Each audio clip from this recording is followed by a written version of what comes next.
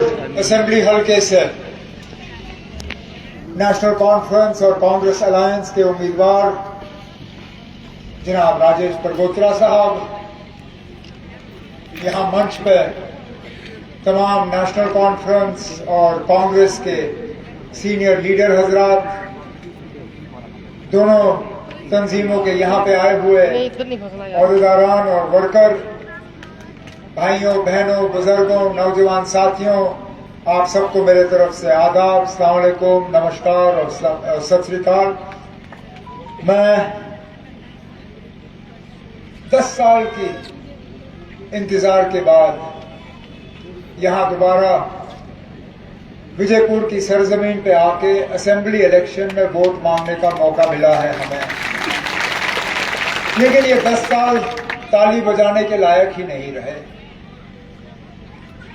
इन 10 साल में हमने तबाही, बर्बादी, मायूसी, अफसोस, गम, इसके अलावा शायद ही कुछ देखा होगा। जब 10 साल पहले हम इलेक्शन लड़ रहे थे, हमारी अपनी रियासत थी, रियासत का अपना दर्जा था, रियासत में लद्दाख भी हमारे हिस्से में थी, हमारे अपने इख्तियारात थे, अपने पावर्स थे, हमें अपनी जमीन पे हक था, अपनी नौकरियों पे हक था। जब हमने पिछली बार इलेक्शन लड़ा था, हमारी इस जमीन पे, हमारे नौकरियों पे 1,40,00,000 लोगों का हक था। आज जब हम इलेक्शन लड़ रहे हैं, इसी जमीन पे, इसी नौकरियों पे, इन्हीं दरियाओं पे, इन्हीं पहाड़ों पे अब 1,40,00,000,000 लोगों का हक बन गया है। हम अपने हक के लिए अब परेशान हो गए हैं, अपना हक हासिल करने के लिए अब हम लड़ते हैं। आज हर तरफ से हमें देखा जाए तो मां सिवाय मार खाने के हमें और कुछ नहीं मिलता। कहने के लिए तो हमें कहा गया था कि हमारी तरक्की में रुकावट सिर्फ 370 है। कहने के लिए तो हमें कहा गया था कि हमारी तरक्की, नौजवानों के रोजगार, माता बहनों की परेशानियों में अगर हल है तो वो 370 और नेशनल कॉन्फ्रेंस को यहां से दफा करके हल हो जाएगा। लेकिन आज 5 साल से ज्यादा हो गए बीजेपी ने जो जम्मू कश्मीर के साथ किया।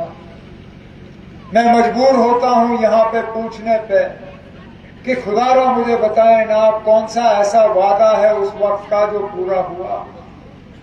कहा गया था कि नए कारखाने लगेंगे, कहा गया था कि नौकरियों के नए दरवाजे खुलेंगे, कहा गया था कि तरक्की और हुकूमत के कामकाज में एक नई दौर देखने को मिलेगी, आप अपने मुकद्दर के खुद मालिक बनोगे। लेकिन उनमें से कौन सी ऐसी बात सही साबित हुई?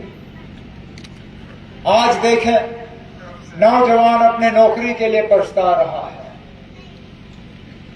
कहां पे वो मुलाजमत के ऑर्डर? इन पिछले 5 सालों में जहां पे भी सरकारी नौकरियों का लिस्ट निकला, उस लिस्ट के खिलाफ धांधली के इल्जाम, वो लिस्ट रद्द की गई और हमारे नौजवान भाई बहन ओवर एज हो गए। यहां हर लिहाज से देखें, महंगाई ने मार डाला हमें। आज बिजली का हाल देखिए, कोई घर ऐसा नहीं है जो बिजली के मामले में शिकायत नहीं करती। जब हमारी हुकूमत थी नेशनल कॉन्फ्रेंस और कांग्रेस की 2014 तक, महीने का बिजली का बिल 200 रुपए, 250 रुपए, 300 रुपए से ऊपर नहीं। आज बिजली का बिल 1700, 1800 रुपए से कम नहीं आता। अगर आपकी आमदनी 1500 रुपए होगी, लेकिन महीने का बिजली का बिल आपका 1800 रुपए।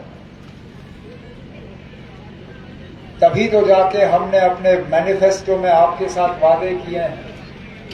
हमने कहा है कि अगर हमारी हुकूमत आएगी, ये जो बिजली का खर्चा कम करने के लिए हम आपको 200 यूनिट मुफ्त बिजली फराहम करना शुरू करेंगे। यहां नौकरियों की बात छेड़ी गई। मुझे बताइए ना, आप कौन सा ऐसा प्रोजेक्ट है जिसमें हमारे लोकल लोग लगते हैं?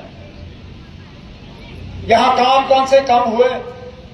यहां वो कटरा एक्सप्रेसवे बन रहा है, ठेकेदार भी बाहर से आता है, अपने मुलाजिम भी बाहर से लाता है, अपने मजदूर भी बाहर से लाता है। इस्तेमाल करने वाला सामान भी सारा बाहर से आता है। हम सिर्फ अपनी जमीन दे देते हैं, हम जमीन दे देते हैं, हमारे मकान टूट जाते हैं, हमारे खेतों से ये सड़क चली जाती है, लेकिन इस सड़क के हवाले से हमारे बच्चों को, चाहे वो पढ़े लिखे हों, कम पढ़े लिखे हों, उन्हें काम नसीब नहीं होता। जिस एम्स की बात परगोत्रा साहब ने की, और सही है कहा, 90% से ज्यादा लोग जो इसमें काम करते हैं वो बाहर से हैं। क्या यहां जम्मू कश्मीर में उनको पढ़ा लिखा कोई नहीं मिला? क्या बाग में काम करने के लायक नहीं मिला? क्या दरवाजा खोलने के लायक कोई नहीं मिला? चलिए ना, अब आपको बड़े बड़े डॉक्टर अगर बाहर से लाने पड़े, हम शिकायत नहीं करेंगे।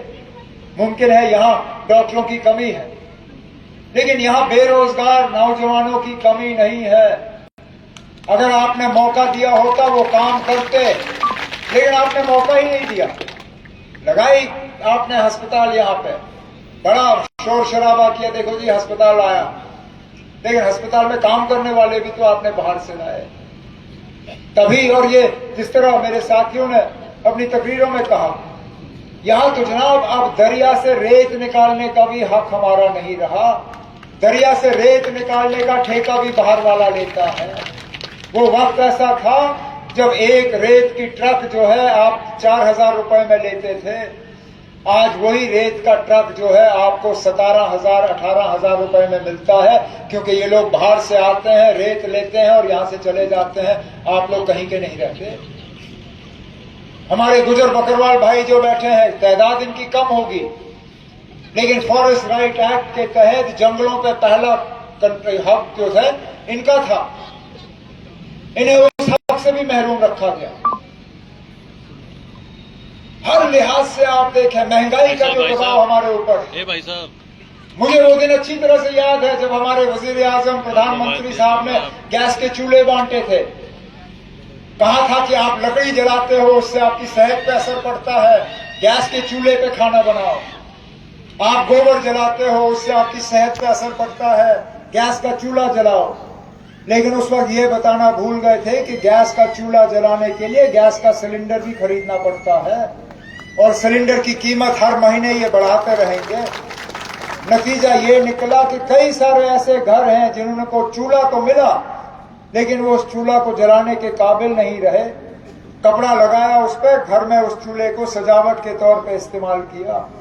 हमने अपने मंशूर में उन घरों के साथ वादा किया है कि कल को 8 अक्टूबर के बाद नेशनल कॉन्फ्रेंस कांग्रेस की अलायंस गवर्नमेंट आएगी, हम आपको साल में 12 गैस सिलेंडर मुफ्त दे देंगे, ताकि आपके घर में वो जो चूल्हा वजीर आजम साहब ने दिया, कम से कम आप इस्तेमाल करने के काबिल तो रहोगे। लेकिन उस चूल्हे का क्या फायदा ना, जिस चूल्हे के ऊपर कुछ पकाने के लिए ना हो। हमारी हुकूमत में इन राशन डिपो के जरिए आपको मिट्टी का तेल मिलता था, आपको चीनी मिलती थी, आपको राशन स्केल के हिसाब से मिलता था, जिस स्केल पे आपका गुजारा होता था। इन बीजेपी वालों ने आपके राशन डिपो से चीनी भी ली, मिट्टी का तेल भी लिया। एपीएल तो दूर की बात, जो बीपीएल, जो गरीब लोग हैं, उन्हें कहा जाता है कि 2.5 किलो राशन पे महीने का वो गुजारा करें। यहाँ जो बीजेपी का उम्मीदवार है, जो हमारे हमसाये में सांबा में वो बीजेपी का उम्मीदवार है, अच्छा हट्टा कट्टा आदमी है ना, मैं उससे कहूं जरा 2.5 किलो राशन पे गुजारा करके दिखाओ, मैं भी मान के चलूं। जिस दिन ये बीजेपी के लीडर ना 2.5 किलो राशन पे गुजारा करेंगे, मैं यहाँ के गरीबों को कहूंगा ना, 2.5 किलो से ज्यादा आपको नहीं मिलेगा। वो 25 किलो से कम नहीं खाते होंगे, लेकिन आपसे कहते हैं कि 2.5 किलो में अपना गुजारा कर लो, इससे ज्यादा आपको मिलेगा नहीं। हमारी हुकूमत आई तो हम इन राशन डिपोओं के जरिए आपको दोबारा मिट्टी का तेल और चीनी देंगे, और राशन का स्केल भी बढ़ा देंगे ताकि आपका गुजारा हो। इसी तरह चाहे वो तालीम हो, सोशल वेलफेयर हो, बिजली हो, इन तमाम मामलों में हमारी कोशिश है कि हम आपके मुतालबे और मुश्किलात हल करें। यहाँ पे वादे तो हुए थे कि फैक्ट्रियां खुलेंगी, लेकिन उल्टा जो फैक्ट्री खुले थे वो भी बंद होने जा रहे हैं, चल नहीं पाते, गुजारा नहीं होता उनका। और मैं हैरान होता हूं इस बात पे, ये परगोत्रा साहब ने मुझे बड़ी लंबी लिस्ट दी कि ना परमंडल में ये लोगों की मुसीबतें हैं, चाहे वो सड़क को लेके हो, पानी को लेके हो, बड़ी ब्राह्मणा में मुलाजमत की मुसीबत, पानी, मीटर, खेलने के लिए ग्राउंड नहीं है, इलाज के लिए अस्पताल नहीं है, पढ़ाई के लिए हायर सेकेंडरी स्कूल नहीं है। विजयपुर के एम्स के हवाले से हमने बात की। मैं मजबूर होता हूं ये बात पूछने पे ना, डबल इंजन सरकार की बात मेरे एक साथी ने यहाँ पे की। ये बीजेपी अक्सर ये कहते हैं ना, डबल इंजन बनाओ, देखो कैसे तरक्की होगी। वहां पे प्रधानमंत्री भी तो यहाँ पे मुख्यमंत्री भी। अब हमें जम्मू कश्मीर में अब 10 साल हो गए डबल इंजन देखते हुए। 2015 में इनकी इंजन शुरू हुई। 2015 में पहले मुफ्ती मोहम्मद सैयद साहब मुख्यमंत्री, नरेंद्र मोदी साहब प्रधानमंत्री। 2016 में महबूबा मुफ्ती मुख्यमंत्री, नरेंद्र मोदी साहब प्रधानमंत्री। 2018 के बाद राजभवन के जरिए यहाँ बीजेपी ने अपना निजाम चलाया, चाहे सत्यपाल मलिक साहब हो, मुर्मू हो, या हमारे जो अभी के लेफ्टिनेंट गवर्नर साहब हैं। कहने का मतलब मेरा ये है कि 10 साल हमने इनका डबल इंजन सरकार तो देखा, लेकिन डबल इंजन सरकार में हमने तरक्की नहीं देखी। डबल इंजन सरकार में हमने आपके मुतालबे हल होते हुए नहीं देखे। डबल इंजन सरकार में हमने यहाँ के बच्चों को रोजगार मिलते हुए नहीं देखा। अब यहाँ पे आपको डराने के लिए ये लोग आते हैं, कहते हैं अगर आप नेशनल कॉन्फ्रेंस और कांग्रेस को यहां से कामयाब करोगे, यहां आतंकवाद फैलेगा, यहां यात्रियों को जो है निशाना बनाया जाएगा। मैं उनसे जरा पूछूं ना, 2014 से पहले जम्मू में कभी हमले हुए जब हमारी हुकूमत थी? आज पिछले 2 साल से देखिए ना, जम्मू का कौन सा इलाका है जो आज सुरक्षित है? चाहे वो चिनाब हो, पीर पंचाल हो, उधमपुर हो, जम्मू हो, सांबा हो, कठुआ हो, रियासी हो, हर हफ्ते हर महीने आपको कहीं ना कहीं से खबर आ जाती है कि हमारे बहादुर सैनिक जो हैं उनको कुर्बान किया गया है। तो आतंकवाद इनके दौर में शुरू हुआ या हमारे दौर में शुरू होगा? ये कहते हैं इनके हमारी अगर हुकूमत आई तो यात्रियों पे हमले होंगे। अरे नाम मैं इनको क्या याद दिलाऊं कि यात्रियों पे हमले तो इनके दौर में हुए। महबूबा मुफ्ती वजीर आला थी, बीजेपी के साथ अलायंस था जब अमरनाथ यात्रियों पे हमला हुआ। इनकी हुकूमत थी इस साल जब रियासी पे बस पे हमला हुआ और 10 यात्री वहां पे शहीद हुए। इन्हीं के दौर में पिछले 2 साल में जम्मू में आतंकवाद फैला। हमने तो अपने दौर में जब लाली खान साहब पुलिस के अफसर थे, हमने तो जम्मू को पूरी तरह से मिलिटेंसी से आजाद किया हुआ था ही नहीं कहीं पे। यहां पे आखिरकार ये इन लोगों की लापरवाही है कि 8 अक्टूबर के बाद हमें हालात संभालने होंगे और दोबारा जम्मू को ये मिलिटेंसी और आतंकवाद से हमें मुक्त करना होगा, आजाद करना होगा, और इंशाल्लाह हम करके दिखाएंगे आपको। ये मौका हम नहीं गवाएंगे। लेकिन जिन लोगों के पास आपको देने के लिए और कुछ नहीं होता, वो आपको तकसीम करने की कोशिश करते हैं। मैंने यहां पानी के हवाले से बात की, बिजली के हवाले से बात की, नौकरियों के हवाले से बात की, तरक्की के हवाले से बात की, जम्मू को आतंकवाद से आजाद करने के हवाले से बात की। लेकिन मैंने एक बात नहीं की, मैंने मजहब की बात नहीं की। मैंने मजहब के बुनियाद पर वोट नहीं मांगे। मैंने मजहब के बुनियाद पर आपको तकसीम करने की कोशिश नहीं की, क्योंकि ये प्रोग्राम जो है ये सिर्फ बीजेपी का है। इनकी लगातार कोशिश है, इनकी लगातार, क्योंकि इनके पास और कुछ, मैं बार बार इनसे कहता हूं, जब प्रधानमंत्री साहब यहां आते हैं, जब अमित शाह साहब यहां आते हैं, जब इनके बाकी बड़े लीडर आते हैं और कहते हैं 3 खानदान, ये 3 परिवारों ने ये किया, मैं कहता हूं आपके पास और कुछ है नहीं क्या लोगों को देने के लिए? जरा कम से कम हमने तो, चलिए ना, मुझे अब यहां चीफ मिनिस्टर की कुर्सी को छोड़े हुए 10 साल हो गए। मैंने जितना किया नहीं किया वो अब लोग जानते हैं, लेकिन आपने पिछले 10 साल में कुछ तो किया होगा जो आप लोगों को बेच सकते हैं। ये क्या मजबूरी है कि हर तकरीर में इन 3 खानदानों को, इन 3 परिवारों को, इन 3 पार्टियों को? जाहिर सी बात है कि इनके पास आपको बेचने के लिए कुछ नहीं है, इन्होंने किया ही कुछ नहीं आपके लिए। एक भी मुश्किलात और मुतालबा आपका हल नहीं हुआ। और इसलिए ये बस रट लगाए चलते हैं, ये तीन परिवार। मेहरबानी करें, आप सोच समझ के 1 तारीख को अपने वोट का इस्तेमाल करिएगा। इस बात में मत आइए जो ये आपको डरा के और मतलब गुमराह करने की कोशिश करेंगे। मेरी आपसे मोतबाना अपील है, और इसलिए हम नेशनल कॉन्फ्रेंस और कांग्रेस हम एक साथ आए क्यों? कोई मजबूरी नहीं थी, ना हमारे ना कांग्रेस की। हम 90 सीटों पे अपने उम्मीदवार खड़े करते, कांग्रेस ने भी अपने 90 सीटों के उम्मीदवार तैयार किए थे, लेकिन हम सोच समझ के एक साथ आए क्योंकि हम जम्मू कश्मीर के लोगों को दिखाना चाहते थे कि बीजेपी को छोड़ के भी यहां हुकूमत बन सकती है, और वो हुकूमत नेशनल कॉन्फ्रेंस और कांग्रेस की होगी 8 अक्टूबर के बाद। यहां स्टेज पे एक शख्स बैठे हैं, अभी उनकी ज्यादा चर्चा यहां हुई नहीं, नाम उनके चौधरी सुरेंद्र साहब हैं, नौशेरा से इलेक्शन लड़ते हैं। फिलहाल मीडिया ने इनकी तरफ ज्यादा तवज्जो दी नहीं, लेकिन 8 अक्टूबर के बाद देखना कितनी तवज्जो इनको मिलती है, क्योंकि इस इलेक्शन में इन्होंने बीजेपी के सदर रविंद्र रायना साहब को हराया हुआ है। ये देखें आप। तो जो जिस बीजेपी को नेशनल कॉन्फ्रेंस को मुकाबला और जो नेशनल कॉन्फ्रेंस के खिलाफ बात करने में वो कोई कसर बाकी, ये है ना शख्स।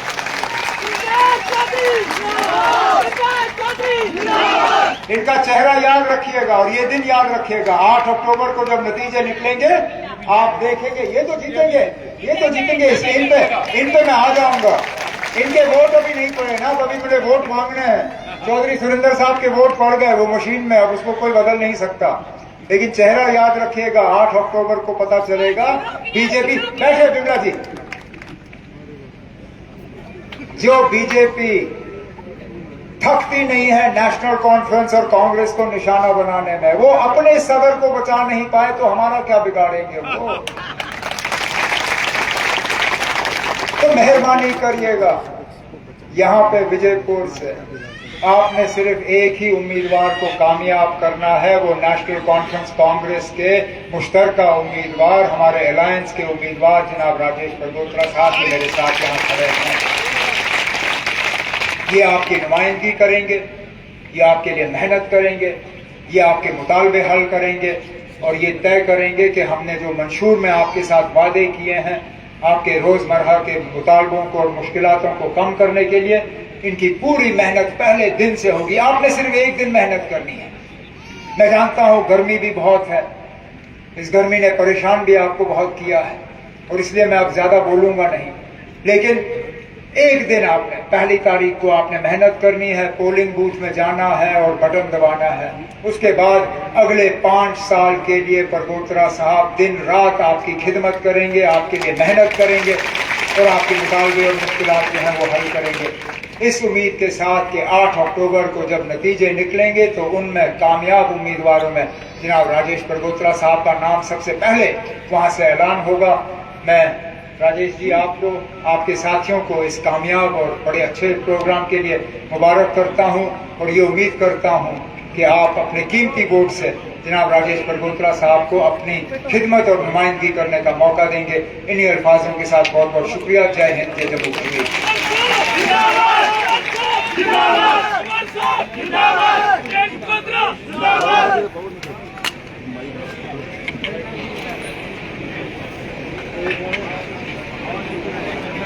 राजी